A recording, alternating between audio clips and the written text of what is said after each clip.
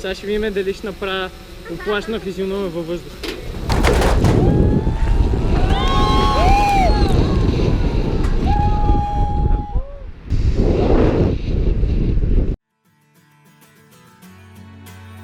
As creative people, walking down the streets of Eastern Europe, we could never neglect the abandoned structures, rotting leftovers from the Soviet era. Our generation was born and raised in the aftermath, surrounded by ghost monumental concrete. We just felt obliged to project our vision on the empty Soviet era blocks, perhaps to liberate them, to transform them into something beautiful, a large-scale playground.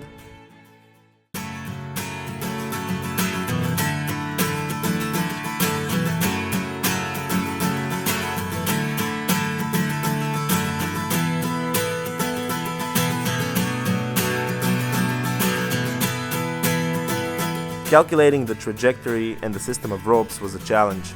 It took longer than expected. With extreme stunts in unusual locations, you're always facing variables and unknowns. That's what makes the challenge fun. We tested the system of static and dynamic ropes with a block of stone first. The first day only 2 jumps were attempted, one at night. Към планината и към уния сгради.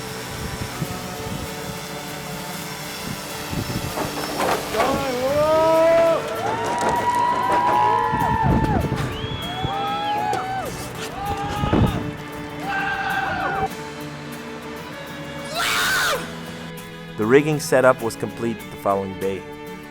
None of us is in a hurry to meet death, really. We just want to get close enough to feel its breath. Safety first means control over madness. The cops arrived at the scene a few hours after we'd started.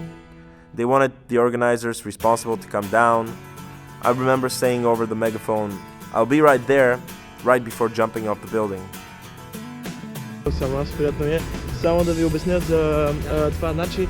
The difference between a rope swing and a bungee or a base jump is psychological, especially when performed in an urban environment. Standing on the edge and looking at the asphalt highway down, taking a step and swinging over the cars 18 floors away. The risk? It's like the risk you take every day crossing the street. Except here you triple check every detail. Fear is a choice, and like everything in life, it's all in the head. The moment of the jump. An orgasmic explosion of chemical sensations, a mixture of horror and excitement, both at the same time, and that feeling right after, wishing the fall was longer. We were already looking for the next spot.